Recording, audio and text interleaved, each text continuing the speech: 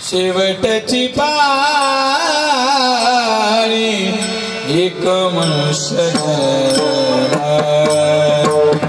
शेवटची पाळी पाळी पाळी एक मनुष्य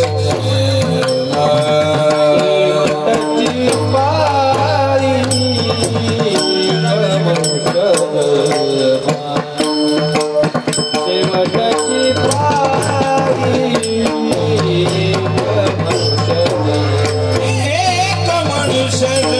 शेवटची पाळी एक मनुष्य जन्म हो शेवटची पाळी एक मनुष्य जन्म शेवटची पाळी एक मनुष्य जन्म शेवटची पाळी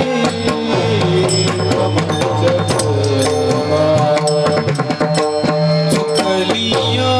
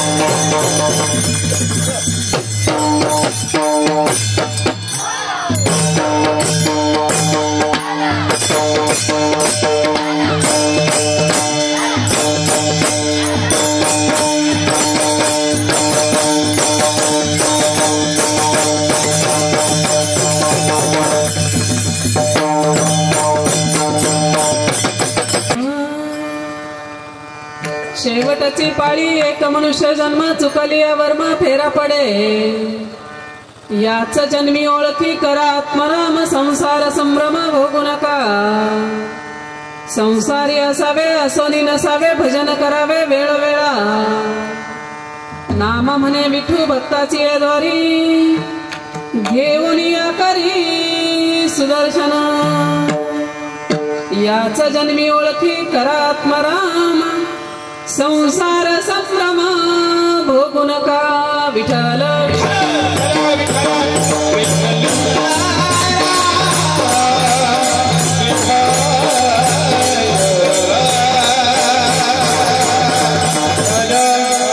प्रस्तुत प्राप्त प्रसंगी कीर्तनरूपी सेवेकरता निवडलेला अभंग घेतलेला अभंग भगवंताचे लाडके भक्त वैष्णव भक्त नामदेवराय यांचा यथार्थ माणसाचा देह भगवंताने कशासाठी दिला याच्यावरती विवेचन करणारा आणि 4 चरणाचा अभंग विठ्ठल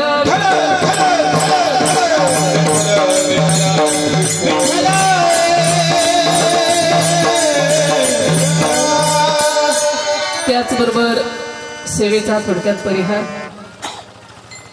ज्या निमित्ताने तुम्ही आम्ही सर्वजण एकत्र जमलेलो आहोत ज्या निमित्तानाचं ज्ञानदान आहे अन्नदान आहे कार्यक्रमाचं सुंदर नियोजन आहे वैकुंठवासी जनाबाई शिवाजी डोमाळे बरोबर या मातोश्रींना अखेरचा निरोप देण्यासाठी तुम्ही आम्ही सर्वजण एकत्र जमलेलो आहोत भगवंताने त्यांना आपल्या चरणी विलीन करून घ्यावं पुण्य पदरी बांधावं अशी पंढरीश पांडुरंग परमात्म्याच्या चरणी प्रार्थना आणि कीर्तन रूपी सेवेला सुरुवात विठ्ठल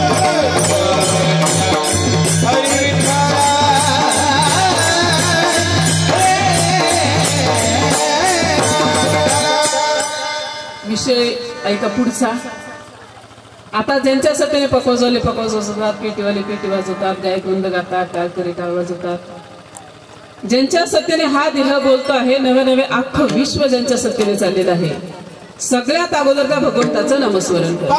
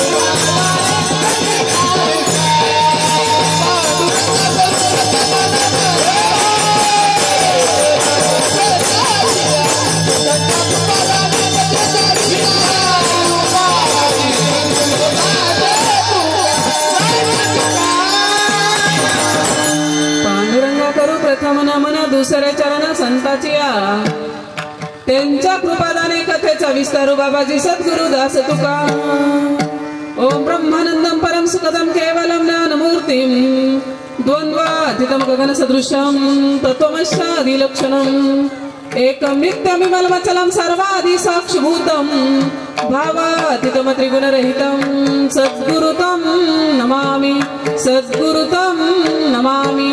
नमो ज्ञानेश्वरा नमो ज्ञानेश्वरा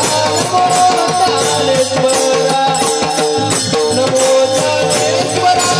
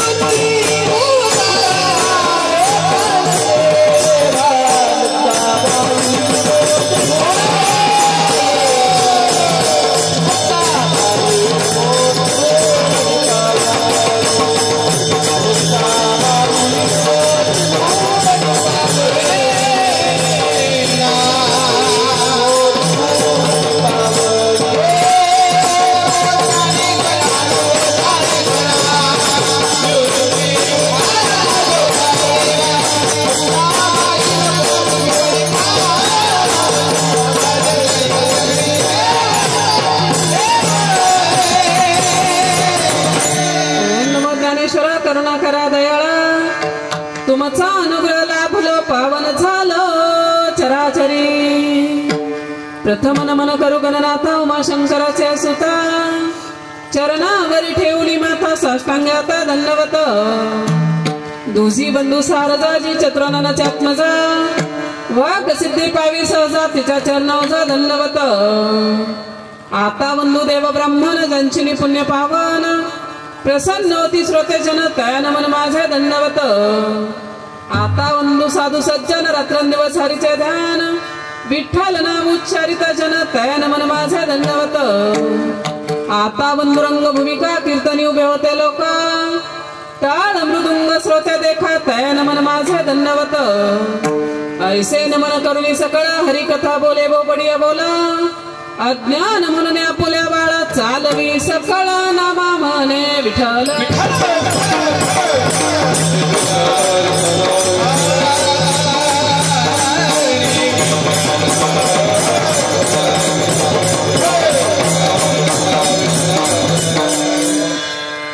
कीर्तन रूपी सेवेकरता निवडलेला घेतलेला अभंग नामदेवरायांचा शुद्ध मराठीतला साध्यातल्या साध्या माणसाला समजेल असा सोप्या भाषेतला आणि चार चरणाचा अभंग ते सांगतात शेवटाची पाळी एक मनुष्य जन्म चुकली या वर्म फेरा पडे पहिल्याच चरणातून असं समजतंय की हा उपदेश जो केलेला आहे तो फक्त माणसाच्या जातीला केला कोणाला केला माणसाच्या जातीला उपदेश केला ते सांगतात शेवट का म्हणलं आणि चुकले या वर्म फेरा पडे हे असं का सांगितलं तर हा विचार दुसरीकडे कुठंच नाही फक्त माणूसच हा विचार करतो बुद्धी नावाची गोष्ट फक्त माणसाकडे आहे म्हणून माणसाने थोडा विचार करावा माणसासाठी परमार्थ नावाची गोष्ट आहे ऐका मला सांगा सोप्या भाषेत माळ गंध बुक्का आळंदी पंढरी कीर्तन प्रवचन गीता गाथा हरिपाठ ज्ञानेश्वरी भागवत आजचा मंडप हे कीर्तन हे सगळं काय आहे हे आहे कोणासाठी बरं माझा आवाज येतोय का वाढवाय सांगू कोणासाठी महिला मंडळी म्हणा की आपल्यासाठीच माणसासाठी ठीक आहे नाही हा सगळा विषय जो आहे तो माणसासाठी पण माणसाने समजून घेतलं का 90% लोकांना हे समजत नाही 10वेला जे प्रवचन असतं श्राद्धाला जे कीर्तन असतं हे नेमकं असतंय कोणासाठी बघा मला सांगा गेलेल्यांसाठी आहे का राहिलेल्यांसाठी आहे का महाराजांसाठी आहे पण राहिलेले ऐकतात का? बरोबर इथं आल्यावर तंबाखोला गाठीत इथं येऊन बी बरोबर गांजेवाला पशी जाणार, दारूवाला पशी बसणार, पांढऱ्या कपड्यावाला पशीच जाणार, खाली मान घालायचं माती उकरायची. काय करे बाबा, मेलं म्हणजे गेलं, काय संग येतोय, सगळं इथंच ठेवून जायचंय आणि गेले ना आपल्या डोळ्यात देखत. हा विचार कुठं? इथं आलं. एकदा का इथून उठले, जागा सोडली, रोड क्रॉस केला, जैसे थे. चला तुमचं काम आहे सांगायचं ना आमचं ऐकायचं. काढा टाइमपास केला लोकांनी, टाइमपास. पण लक्षात ठेवा, कीर्तन हा विषय टाइमपास साठी कधीच नसतो. प्रवचन हा विषय मनोरंजनासाठी कधीच नसतो. कसं जगावं तो विषय फक्त इथं शिकवला जातो आणि कसं मरावं तो ही विषय फक्त इथं शिकवला जातो. आता तुम्ही हुशार मंडळी आहेत, वयोवृद्ध, तपवृद्ध, ज्ञानी, विद्वान मंडळी आहेत. तुम्ही म्हणता महाराज आम्हाला एवढं समजत नाही का कसं जगावं, एवढं कळत नाही का आम्हाला? आमच्या आई बाबांनी आम्हाला जन्माला घातलं, छोटे छोटे घास मुखात भरवले, मोठ्याला धरून चालायला शिकवलं, लहानाचं मोठं केलं, आम्ही मोठं झालो, तारुण्यात आलो, बायको केली, नवरा केला, मुलांना जन्म दिला, त्यांच्यासाठी घर, गाडी, बंगला, बॅलन्स. महाराज हा काय शिकवायचा विषय आहे का? पण विचार करा, फक्त बायको करणे, नवरा करणे, मुलांना जन्म देणे, घर, गाडी, बंगला, बॅलन्स एवढ्यासाठी ते असेल का? असेल काय एवढ्यासाठी? ही झाडं ना झाडं, पक्षी एवढं सुंदर घरटं बनवतात की आपल्याला सुद्धा जमणार नाही एवढं भारी बनवतात. का नाही बनवतात? आपल्याला सुद्धा जमणार नाही इतकं भारी घरटं बनवतात. त्यात अंडी घालतात, पिलांना जन्म देतात, छोटे छोटे घास आणून एकामेकाच्या मुखात भरवतात, ते पिलांच्या पंखात बळ येतं, मोठी होतात आणि एक दिवस उंच आकाशात भरारी मारतात, निघून जातात पुन्हा न येण्यासाठी. मग आपण काय वेगळं करतो त्यांच्यापेक्षा? आपण बी तेच करतोय. आपण बी तारुण्यात येतोय, लग्न करतोय, मुलांना जन्म देतोय, त्यांच्यासाठी घर, गाडी, बंगला, बॅलन्स कमवतोय. ती पोरं आपली मोठी होतात, स्वतःच्या पायावर उभी राहतात. पोरगी असेल तर तिकडच मुलगा पाहते, सेटल होते. मुलगा असेल तर तिकडच एखादी मुलगी बघतोय, सेटल होतोय. आपण म्हातारी बसलो एखाद्या तोंडाकडे बघत. फरक काय त्यांच्यात आणि आपल्यात? लक्षात ठेवा, एवढ्यासाठी दिलं नाही. शास्त्र सांगतात, साधू संत सांगतात, हा अनमोल किमतीचा देह जो भगवंताने आम्हाला दिला ना, हा देह नेमका दिला कशासाठी? दिले इंद्रिया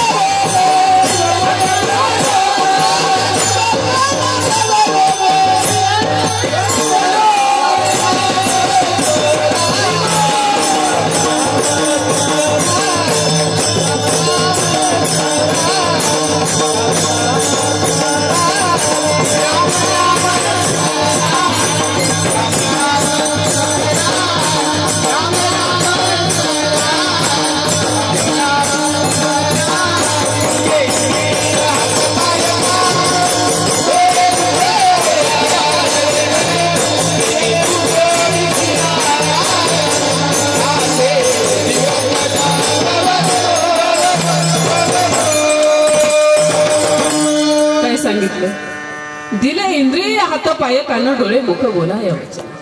हा भारी देह भगवंताने आम्हाला दिला. बरोबर हातात जाग्यावर हात, पायात जाग्यावर पाय, दात, डोळे, मस्तक, कान, मुख. भगवंतानी हे डोळे पुढचे काढून मागे बसवलं पाहिजे. जेवणाचं ताट पुढं, हात पुढं, तोंड पुढं आणि जेवा. बरोबर भाजीतच चपाती भाकरी गेली असती का आणि हात मुखातच गेला असता का? डोळे जर नसते मग किती भगवंताने नियोजन भारी केलं. पण आम्ही त्याचा कधी विचार केला का? आम्ही त्याच्यासाठी भगवंताला आवडेल अशी भक्ती नाही केली, भगवंताला आवडेल असा परमार्थ नाही केला. आम्ही भक्ती केली आम्हाला आवडेल अशी, आम्ही परमार्थ केला आम्हाला आवडेल असा, आम्ही परमार्थ केला आमच्या सवडीने. लहानपणी कोणीतरी भेटतं, माळ घाला, गंध लावा, परमार्थ करा.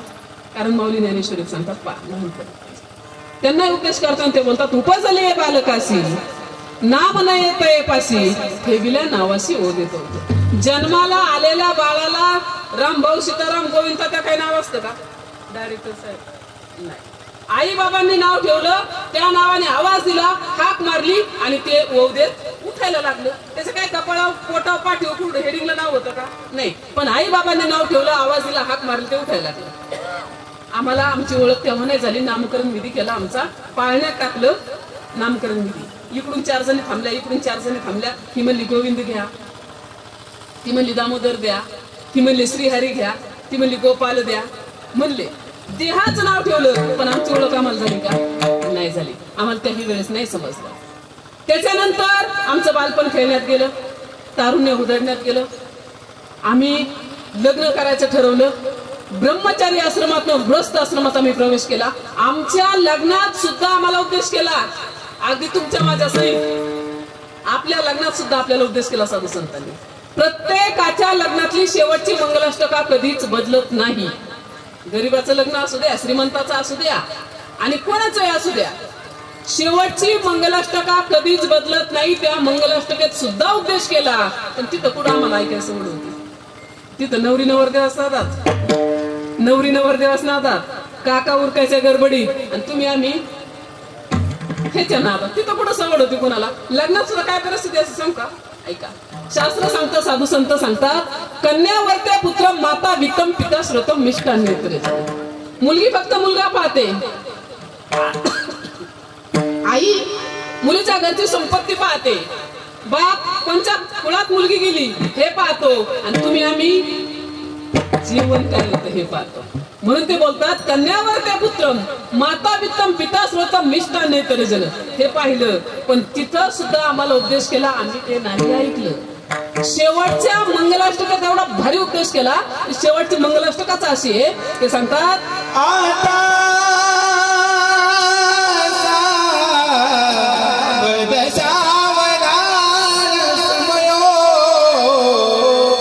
काय सांगतात? बालपण खेळण्यात गेलं, तारुण्य उधळण्यात गेलं. आता ब्रह्मचारी आश्रमात गृहस्थ आश्रमात तुम्ही प्रवेश करता आहात. मग काय करा? आता तरी सावध हो बाबा, सावध व्हा. आणि सावध होऊन काय करा? आता सावध होते सावधान समयो साधा समी पै असे. साधा म्हणजे जोडा, समी म्हणजे जवळ असणारा भगवंत परमात्मा. कसा जोडा? भावे सद्गुरुचे पदांबुज धरा, भावाने सद्गुरूचे हाताने पाय धरा. सांगितलं, पण आम्ही ऐकलं का? उपदेश कोणाला केला? दो पक्षी कुलदैवता वधूवरा, दोन्ही पक्षांना उपदेश केला. वधू पक्ष आणि वर पक्ष, नवरदेव आणि नवरी. पण ऐकलं का? नाही ऐकलं. आम्ही तिथंही नाही ऐकलं. लग्न केलं, लग्न झाल्यानंतर संसारात आलो. बायकोसाठी जीव झिजवला, नवऱ्यासाठी जीव झिजवला, आई बाबांसाठी कष्ट केले, पोराबाळांसाठी कष्ट केले, सगळं सगळ्यांच्यासाठी केलं. पण मला सांगा, स्वतःसाठी काय करता आलं का आपल्याला? आता तुम्ही इथं भारी मंडळी आहे, एक नंबर आहेत. आता मला थोडं बोलताना जर जात आहे सर, मला कल्पना नव्हती तुम्ही इथे आहेत म्हणून. इथं आले आल्या सर बोलले, मला मग ती वळचणीच पाणी आडायला गेलं घेत होतं. आता त्यांची बस इच्छा, आता तू शाळेत होतीस, विद्यार्थिनी होतीस, तो भाग सोडून द्या. पण आता तरी बी दडपण राहत. कसल्याही परिस्थितीत आदरात्मक ती भीती असते, म्हणून सरांच्या सोबत बोलताना थोडं जड जातं. पण तरी बी धाडस करून बोलते आहे. आता इथं वय वर्ष कोणाचं 20 आहे, कोणाचं 40 आहे, कोणाचं 70, कोणाचं 80, कुणी आज उद्यावर आलं हे की नाही? कुणी बघितलं उद्या दिवस? प्रत्येकाने प्रत्येकाच्या मनाला प्रश्न विचारा. प्रत्येकाने प्रत्येकाच्या मनाला प्रश्न विचारा. खरंच आपण आपल्यासाठी काय कमवलं येईल का सांगता? विचारा बरं तुमच्या मनाला. माणसं म्हणते महाराज 2 एकर होते आमच्या मात्राचे. किती? 2. आज मी 50 एकराचा मालक आहे. कमवलं का नाही कमवलं? अहो, आम्हाला साधी सायकल पण नव्हती. आता 2 व्हीलर 4 व्हीलर 5-10 गाड्या अंगणात उभे. आमच्या सफराला वळचण नव्हती. वळचण माहिती ना? आता मेन चौकात 5 मजली बिल्डिंग आहे. कमवलं काय? कमवलं. पण मला सांगा, याच्यातलं आपल्यासाठी काय? जब आएगा बुलावा हरी का छोड़ के सब कुछ जाना पडे. जेव्हा त्या भगवंताचं बोलावणं येईल, अंतकाली घर घरात जागेवर, गाडी गाडीच्या जागेवर, बॅलन्स बँकेत, दागिने तिजोरीत, इस्टेट जागेवर, नातेवाईक फक्त पोच करायला आहे. कोणी आपल्या संग येतंय का आपल्या सोबत? काय अजिबात नाही. उगाच 4-2 मणी मुखात घातले ते सुद्धा दुसऱ्या दिवशी लोक राग चालून निवडून काढतात. तू कमने जा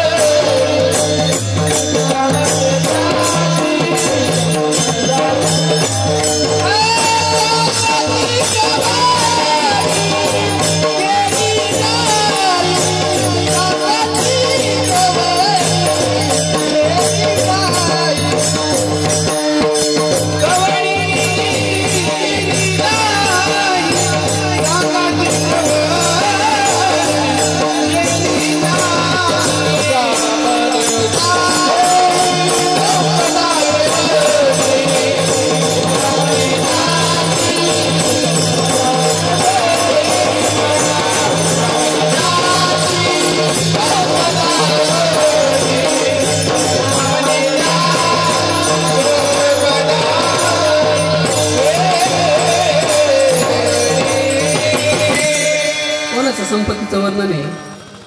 कोणाच्या? रावणाच्या. किती संपत्ती? 7 कोटी घरे सुवर्णाची, 5 कोटी घरे काश्याची आणि तांब्याची, 9 आखी लंका सोन्याची होती. असा असणारा रावण सोबत काय केलं का? आपल्याकडे तर काहीच नाही.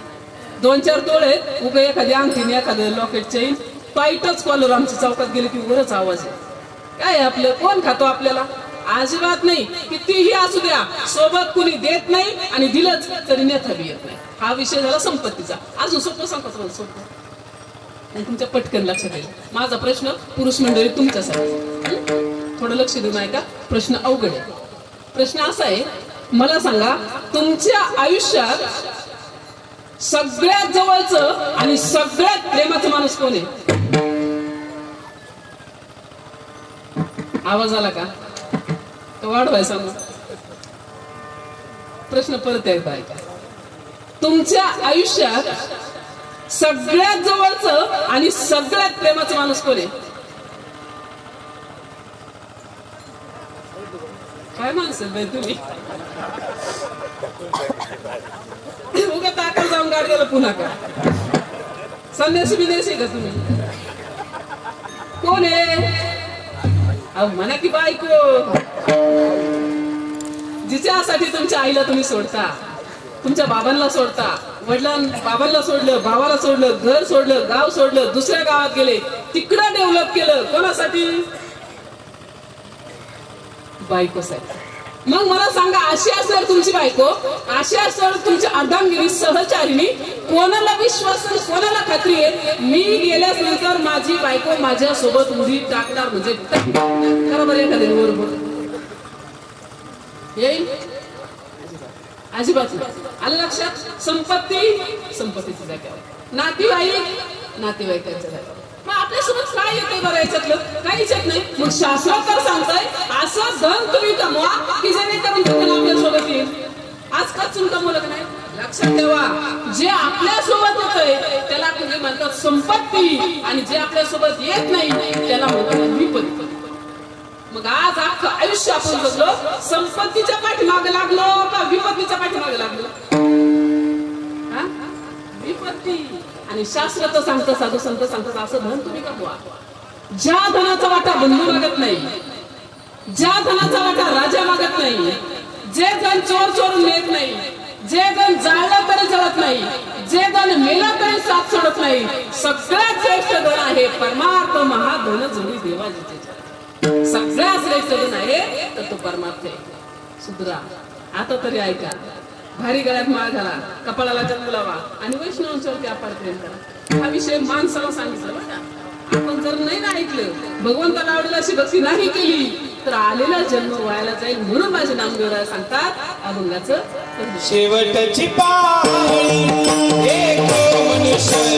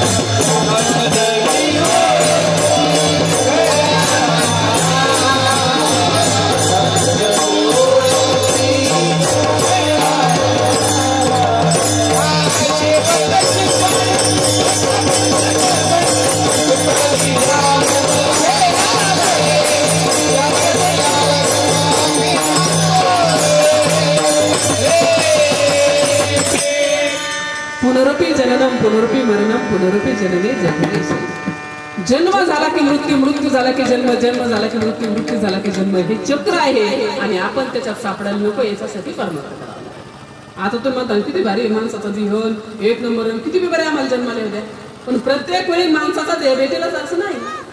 जेव्हा पुण्य जास्त होतं तेव्हा स्वर्गाची प्राप्ती असते पाप जास्त होतं तेव्हा नरकाची प्राप्ती असते आणि पाप पुण्य समान होतं तेव्हा माणसाचा देह भेटतो. पण प्रत्येक वेळी पाप पुण्य समान होईलच आणि माणसाचा देह भेटेलच काय खात्री का नाही. मग आता झालंय ना आपलं समान झालंय ना माणसाचा देह भेटलाय ना आपल्याला पण ज्याच्यासाठी दिला त्यासाठी वापरा काही हरकत नाही काय अडचण नाही वापरा थोडा परमार्थासाठी. बरं परमार्थ करायचं म्हणजे काय बायको नाही सोडावी लागेल नवरा नका सोडू घर नका सोडू आई बाबा नका सोडू मग संसारी असावे असं नसावे भजन करावे देहाने एक नंबर संसार करा आणि अंतःकरणाने मात्र भगवंताचं ध्यान करा भगवंताचं भजन काय करा काही अवघड नाही. पण तुम्हाला महाराज आमच्याच्याने होतंय का आम्हाला जुळतंय का आम्हाला जमल का काय अवघड आहे काय अवघड काय सोपं सांगतात मला सोपं बाळूमाची बकरी राहतात अन्नदान पंक्ती बिंती कचून करता का खर्च व पिकात सोडता मंदिर बिंदिर बांधली का चालू आहे का नाही सगळं बाळूमामासाठी. बाळूमामाने सांगितलं आम्हाला सगळं काही पण आचरणात आणलं का आम्ही फक्त जेवण घातली अन्नदान केलं खर्च केला मंदिर बांधलं वारीला गेलो आदमापूरला गेलो सगळं केलं पण तुम्हाला हे माहित नाही का बाळूमामाच्या वेळात माळ होती नाही माहिती. अहो बाळूमामा पांडुरंगाचं भक्त होतं मुळे मामा बाळूमामाचे सद्गुरू होते हे माहित नाही का तुम्हाला. ते विचार घेता का आचरणात आणता का कधीच नाही आम्ही आचरणात आणलं. किती सोप्या भाषेत त्यांनी आम्हाला सांगितलं मुक्या प्राण्याला जीव धरा जीव लावा पक्ष्यांच्या वरती प्राण्यांच्या वरती झाडावरती वेलीवरती सगळ्यांच्या प्रेम करा त्यांनी सांगितलं पण आम्ही आचरणात आणलं का आम्ही ते नाही आचरणात आणलं आम्ही नको ते आचरणात आणलं. अजून सोप्या भाषेत आहे का बिरोबाला जाता का बिरोबाला हा सतोबाला बिरोबाला जातात का नाही बकरी कापतात का आणि देवाला नैवेद्य कशाचा असतो मग हे कोणासाठी कोणासाठी देव प्रसन्न करायचा काय खालची प्रसन्न करायचं. ज्यांची मला सांगा मोदी सोबतच ओळख आहे आमदार साहेबांसोबत खासदार साहेबांसोबत ज्याचं रिलेशन आहे त्याला गावचे सरपंच पीएन करायची काय गरज आहे. मग तुम्ही देवच प्रसन्न करून देताय ना डायरेक्ट विरोबा सतोबा सोबत जर तुमचं कनेक्शन असेल ओळख असेल प्रेम असेल तुमची भक्ती असेल तर ही खाली करायची काय गरज आहे. हे कोणासाठी आहे त्यांच्यासाठी. बरं त्याच्या मी पुढे सांगते तुमच्यात लय दम आहे ना तर बकरं कापण्यापेक्षा एखादा वाघ कापून दाखवा जमल का. अधिकारी दिसते म्हणून धरायचं उचलायचं कापायचं आवडेल देवाला कधीच नाही कधीच. थोडस ज्ञानी माणसासारखं जागा थोडस विद्वानासारखं जागा हाच संदेश सोप्या सोप्या भाषेत भगवंताची भक्ती करावी देवाला आवडेल असा परमार्थ करावा भारी गळ्यात माळ घालावा हे सोप्या भाषेत आम्हाला बाळूमामाने सांगितलं. कोणीतरी एक लेखक आहे भारी मामाविषयी ते लिहितात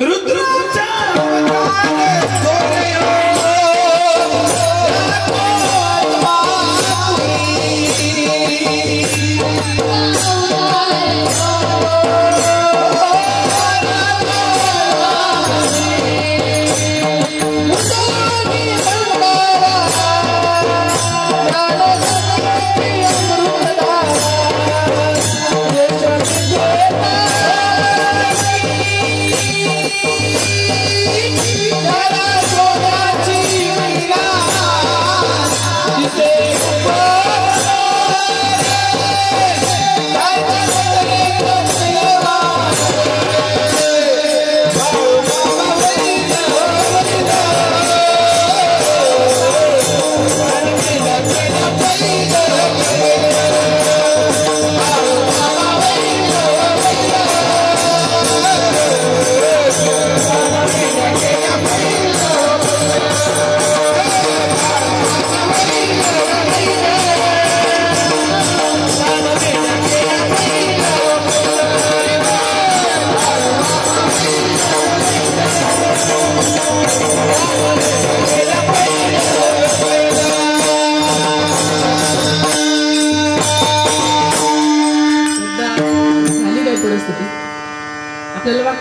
खाया पाहिजे दिवस आहेत, आमच्या शनी जमतंय का, आम्हाला लय काम करावं लागतं, आम्हाला नाही जुळायचं, अशी माणसं मला बोलतात कधी कधी. तर मी सांगायला लागलो देवाचं माळबी घालायला लागलं, महाराज आमच्या शनी नाही जुळत बाबा.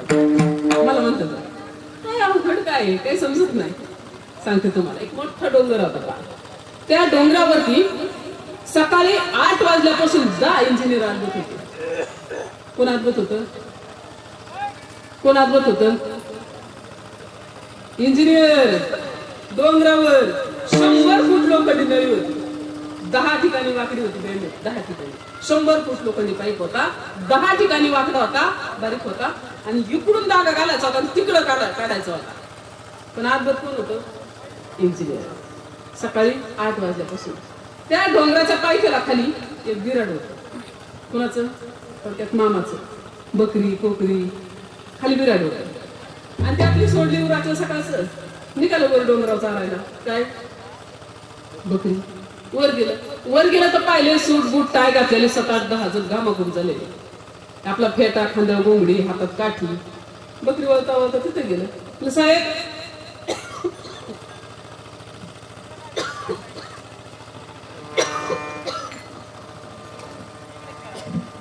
विठ्ठल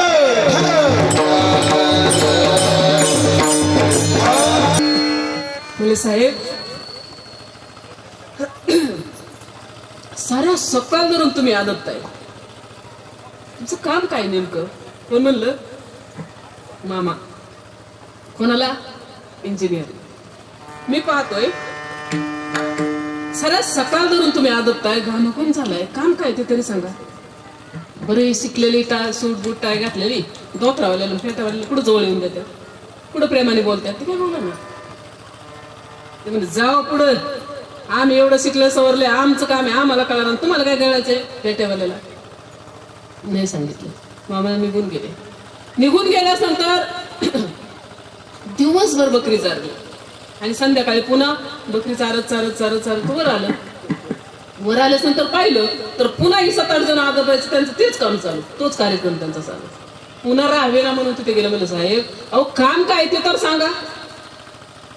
त्यातला एक जण सात्विक होता, बाजूला गेलं आणि मामांना घेऊन सांगितलं, हे पा बाबा, हा 100 फूट लोखंडी पाईप आहे, 10 ठिकाणी वाकडा आहे, इकडून दागा घालायचा आणि तिकडं काढायचंय, आम्ही इंजिनियर आहे, आम्हाला जमाना, आणि तुम्हाला काय करायचंय अडाण्याला?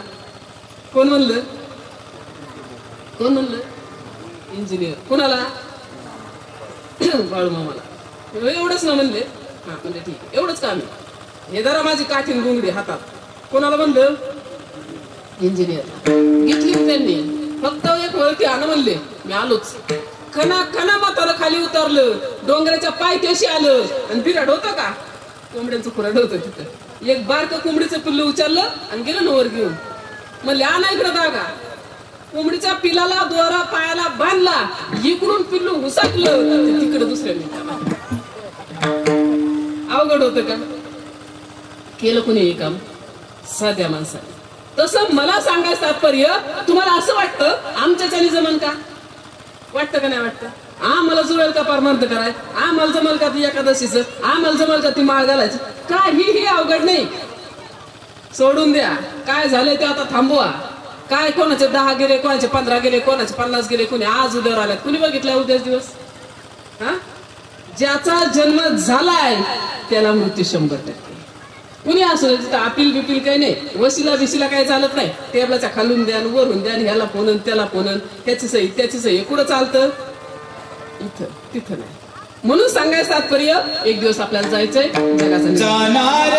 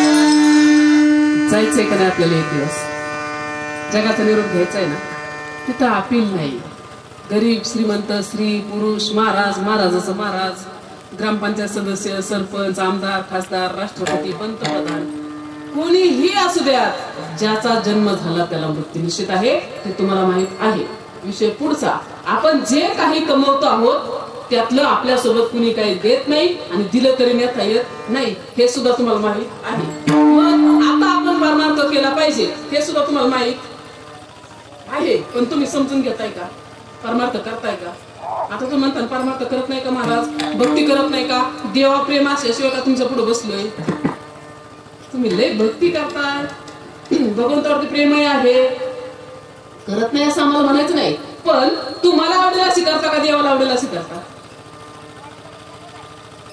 तुम्हाला काय म्हणतात घरची मंडळी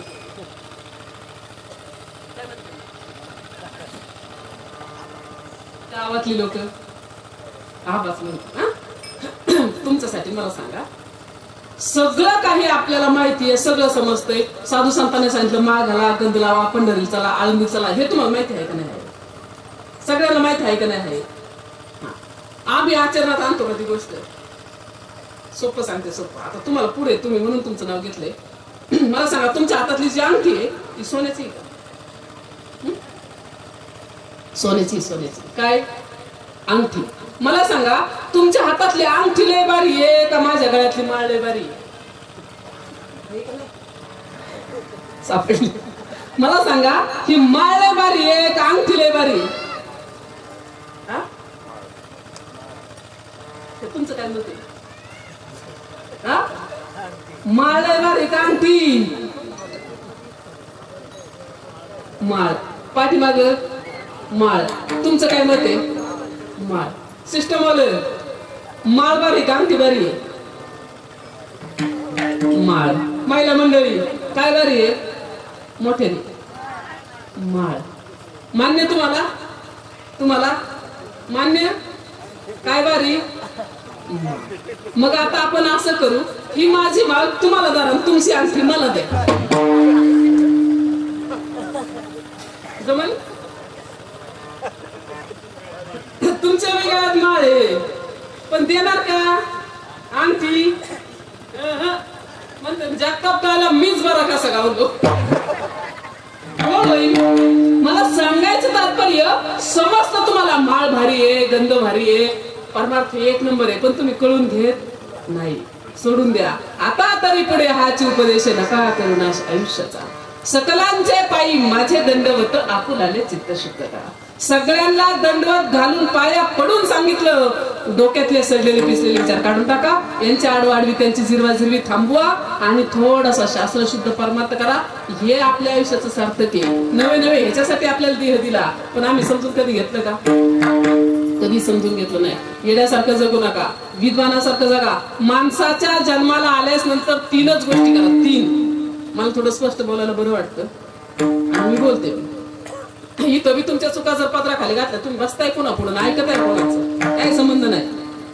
तीनच गोष्टी करा. चौथ्या देवाला उदबत्ती ओळायची सुद्धा गरज नाही. ऐका, नंबर 1, ज्यांना वाटतं शेवटचा दिवस गोड व्हावा त्यांनी परमार्थ केलाच पाहिजे. तुम्हाला लय वाटलं ना पोरं आमचे गुलाबजाम बासुंदीचं जेवण घालते, याला गोड नाही म्हणत. अंतकाली भगवंताचं नाम जर मुखात आलं त्याला बोलतात शेवटचा दिवस गोड झाला. आणि देवाचं नाव मुखात येण्यासाठी त्या इंद्रियांना सवय लागली पाहिजे का नाही. आयुष्यभर बायको माझी, नवरा माझं, शेती माझी, घर माझं, गाडी माझं, मरताना शक्य तरी का देवाचं नाव मुखात येईल. दिवसभर जे काम केलं तेच रात्री स्वप्नात येतं. आयुष्यभर जसं जगलात ना तसंच आयुष्याचा शेवट होत असतो. म्हणून आयुष्यात परमार्थाचं वळण इंद्रियांना लावून घ्या. शेवटचा दिवस गोड व्हावा याच्यासाठी परमार्थ. नंबर 2, म्हातारपणी आपला 1 महिना इकडे 1 महिना तिकडे वाटण्या होऊ नये. वाटतं ना भारी म्हातारपणचा वास वाटतं ना, त्यासाठी मुलांना भारी संस्कार लावा. हल्ली संस्कार जगाच्या बाजारात तराजूवरती खरेदी करता येत नाहीत, बंडल देऊन विकत घेता येत नाहीत. आपल्या डोळ्यात देखत आपला मुलगा जर निमेरातीला लिजिंग करत घरात यायला लागला ना, पायाखालची जमीन बाजू असेल तर हातपाय लटलट लटलट कापायला लागतील. ही वेळ नकोय, वेळेत सावध व्हा आणि पोरांना भारी संस्कार लावा, तर म्हातारपण सुंदर आहे. आणि शेवटी जाता जाता आपली सेवा कोणीतरी करावी असं वाटतं ना. आज कर्म चांगलं करा, आपल्या आई बाबांची सेवा करा. आपल्या आई बाबांची सेवा जर आपण केली ना तर आपली सेवा 100% आपली पोरं करतील. पण आमचेच आई वडील कुठतरी कोपऱ्यातून आम्ही पंढरीत, आमचेच आई वडील कुठतरी घरी आम्ही आळंदीत, हे असं चालतं का. साधू संत सांगतात, शास्त्र सांगतं, कर्म तेरा अच्छा होतं किस्मत तेरी दासी आणि नियत तेरी अच्छे होतो घर में मत राहासी. कर्म सुपर करा, तुमचं लक्ष तुमच्या हातात आहे. तुमची नियत चांगली ठेवा. इथंच आळंदी, इथंच पंढरी, इथंच काशी आहे. काही देवदेव करायचे, कुठं दुनियात जायची गरज नाही. तिथं जाऊन जर डोक्यातले खराब विचार निघले नाही तर देव स्वप्नात तरी येईल का. नाही येऊ शकत, कधीच नाही. म्हणून कर्म चांगलं करा, नियत चांगली ठेवा, वागणूक चांगली ठेवा. 100% कर्म जर चांगलं केलं तर देवाचा देव सुद्धा आपलं वाईट करू शकत नाही. आणि कर्म जर चुकीचं केलं तर देवाचा देव सुद्धा आपल्याला वाचवू शकत नाही. म्हणून करनी करे फिरकी डरे, करनी करके पछतावे, 20 लगावे बाबुल के तो आम का असे पावे. काहीतरी करणी करून ठेवायची आणि नंतर पश्चाताप करायचा. बाबळीचं झाड लावायचं आणि आंब्याची अपेक्षा करायची. जिंदगीवर बसला तरी आंबा मिळेल का. अजिबात नाही. केले कर्म झाले याची भोगाचे, केले कर्म झाले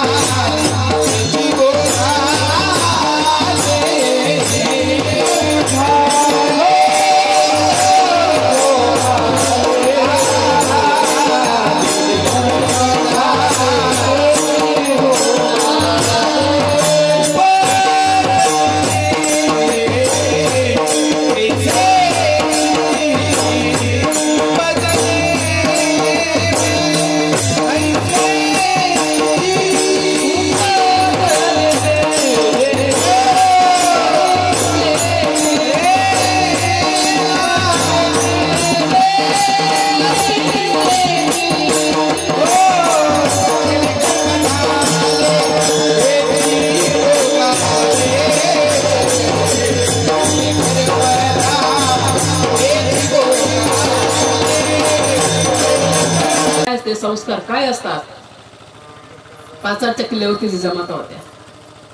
संध्याकाळची वेळ होती. संध्याकाळच्या वेळेला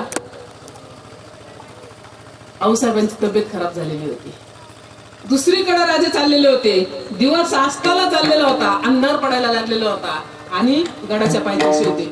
अचानक वरून निरोप आला, मासाहेबांची तब्येत खराब झालेली आहे, आऊसाहेबांची तब्येत खराब झालेली आहे. निरोप खाली आला. घोड्यावर बसलेले राजे खाली उतरले आणि खाली उतरून पायी चालत वर गडावर निघाले.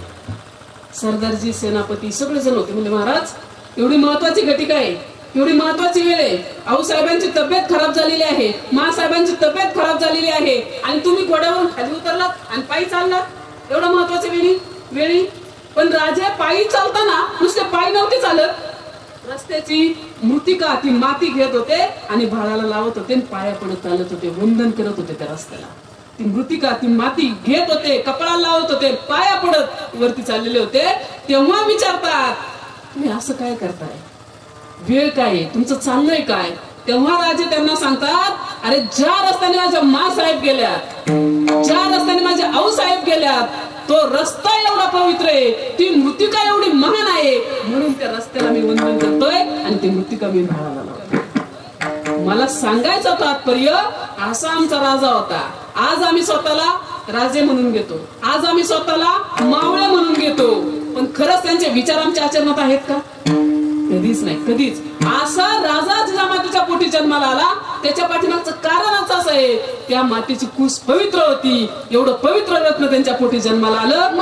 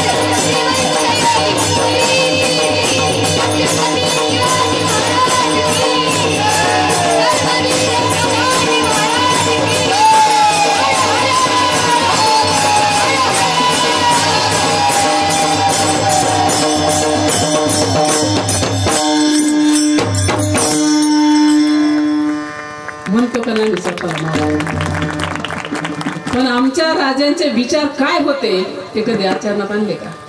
आचरणात आणा. मामांचे विचार घ्या, राजांचे विचार घ्या, तुकोबरायांचे विचार घ्या, नाथबाबांचे विचार घ्या, नामदेव महाराजांचे विचार घ्या. कधीतरी त्या विचाराचे एकनिष्ठ व्हा आणि तुमच्या आयुष्याचं सार्थक करून घ्या. हा जाता जाता तुम्हाला संदेश विशेष, जाता जाता माणसाने माणसाशी माणुसकीने वागावं, हा मानवतेचा धर्म आहे. थोडी माणुसकी सांभाळा. हल्ली माणसं माणसावरती प्रेम न करता माणसं माणसाच्या धनावर प्रेम करायला लागली, माणसं माणसाच्या पदावर प्रेम करायला लागली आणि माणसं माणसाच्या सौंदर्यावर प्रेम करायला लागली. पण आम्हाला हे माहित नाही, सत्ता संपत्ती सौंदर्य नश्वर आहे बाबा. आज तुम्ही ग्रामपंचायत सदस्य, सरपंच, आमदार, खासदार, राष्ट्रपती, पंतप्रधान, उद्या राहूच काय खात्री आहे का? कधी अविश्वासाचा ठराव येईल आणि कोण कुठं आखी घेऊन जाईल काय कळतंय आपल्याला? काय सांगता येत नाही. सत्ता नश्वर. नंबर 2, संपत्ती नश्वर. आजचा पायी चालणारा उद्याच्याला फॉर्च्युनर घेऊ शकतो आणि आजचा फॉर्च्युनर मधला उद्याच्याला दुसऱ्याच्या गाडीला हात करू शकतो. त्याचं काय सांगता येते? दलिंदर चले समिंदर नशिबले के साथ, मोती किले डुबकी मारी शंख लगे हात. काय कोणाच्या भाग्यात ते कोणी सांगू शकत नाही. संपत्ती नश्वर. आपल्या रानात आपण लहान होतो ना तेव्हा आपल्या रानात शेजारच्या लोकांनी रोजाने कामं केली, सालं घातली. आपल्या रानात आपण लहान असताना आपल्या आजोबाजींच्या काळात. मला सांगा, आज आपला सातबारा त्यांच्या नाव नाही का? आणि ज्यांच्या रानात आपल्या आजोबाजींनी रोजाने कामं केली होती, आज त्यांचा सातबारा आपल्या नावावर. त्याचं काय सांगता येतं?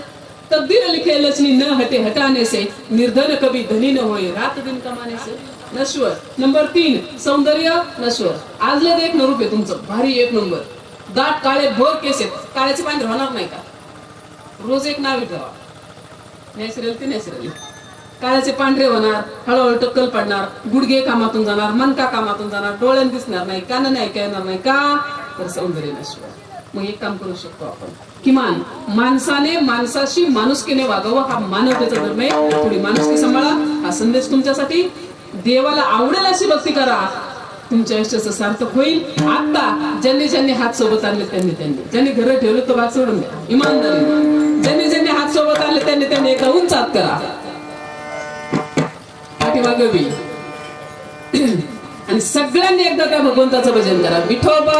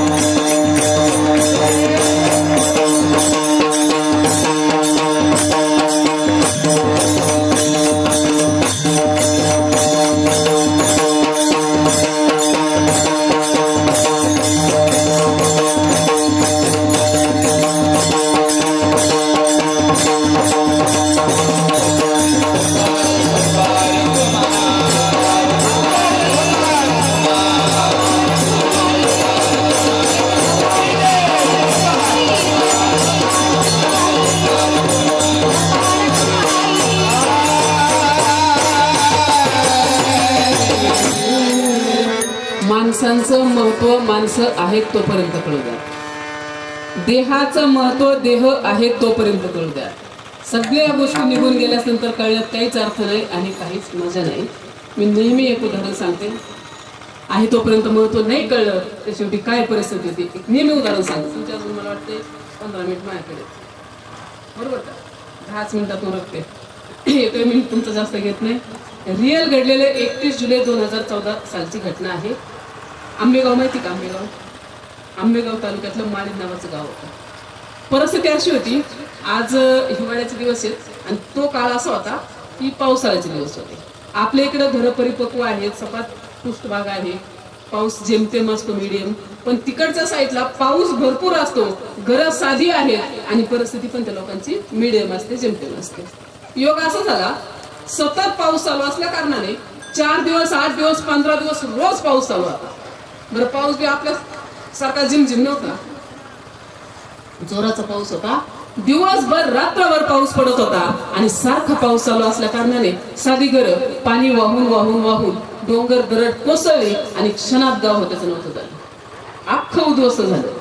आणि त्या टायमिंगला वाचली फक्त 4-10 लोक, जी सकाळी सकाळी लवकर उमरा उडून शेतात गेली का, 4-2 म्हातारी माणसं ती, आणि 4-2 लेकरं जी आई बाबांनी बाहेर शाळेला पाठवली होती का, ती एवढीच वाचली. सगळं गाव उद्ध्वस्त झालं, सगळं सांगितलं.